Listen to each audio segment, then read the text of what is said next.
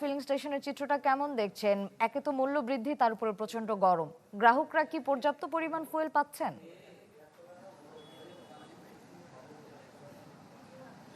শ্রেয়া, দুপুরের তপ্ত গরম এবং এই অপেক্ষা কিন্তু গতদিন মধ্যরাত থেকে শুরু হয়েছে এবং এখন এসে কিছুটা হয়তো স্বস্তি তারা পাচ্ছেন, কারণ সকাল থেকে কিন্তু তেল দেওয়া হচ্ছিল না, কিন্তু এখন এই যে 12টা বাজছে এবং দুটি ফিলিং স্টেশনে, অর্থাৎ আসাদ গেটে এখন আছি এবং এই আসাদ গেটে দুটি ফিলিং স্টেশন আছে, দুটি ফিলিং স্টেশনেই তেল দেওয়া এই আধা ঘন্টা আগেই দেওয়া শুরু করেছে। এবং একটি ব্যাপার সেটি জানিয়ে রাখতে চাই, সেটি হচ্ছে যে আজকে থেকে ঢাকার 7টি ফুয়েল স্টেশনে সেখানে কিন্তু বাধ্যতামূলক ফুয়েল পাস ছাড়া তেল দেওয়া হবে না, অর্থাৎ যাদের ফুয়েল পাস নেই তারা কিন্তু তেল এখানে নিতে পারবে না। এখানে একদিকে তালুকদার ফিলিং স্টেশন রয়েছে আর একদিকে সোনার বাংলা ফিলিং স্টেশন, দুটি ফিলিং স্টেশনেই একই চিত্র।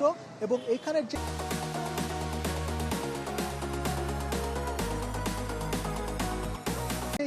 দীর্ঘ সিরিয়াল সেটি কিন্তু এই মোহাম্মদপুর ছাড়িয়ে তার ওই পাশ পর্যন্ত চলে গেছে। এবং যাদের ফুয়েল পাস নেই, অর্থাৎ যারা বয়োজ্যেষ্ঠরা যারা রয়েছে, তারা অনেকেই ফুয়েল পাসের ব্যাপারে জানেন বা ফুয়েল পাস কিভাবে নিতে হয় সেটার যে পদ্ধতি সেটি না জানার কারণে তারা কিন্তু দীর্ঘ লাইনে অপেক্ষা করে যখন তেল নিতে আসছে তখনই কিন্তু বিপাকে তারা পড়ছেন এবং তারা কিন্তু তেলটি সংগ্রহ করতে পারছেন না।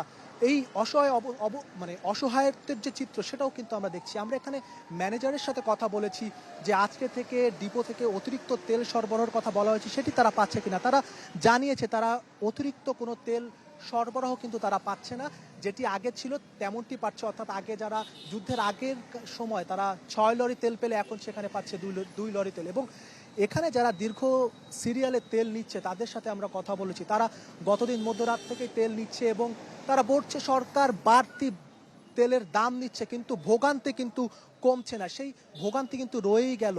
এবং সরকার বারবার বলছে যে তেলের মজুত রয়েছে, সেই মজুত থাকলেও এই যে ফিলিং স্টেশনের যে বাস্তব চিত্র সেটা কিন্তু একেবারেই ভিন্ন। শ্রেয়া, ভোগান্তির কিন্তু কোনো শেষ নেই, তপ্ত রোদে এখনো অপেক্ষমান রয়েছে কয়েকশো গ্রাহকরা।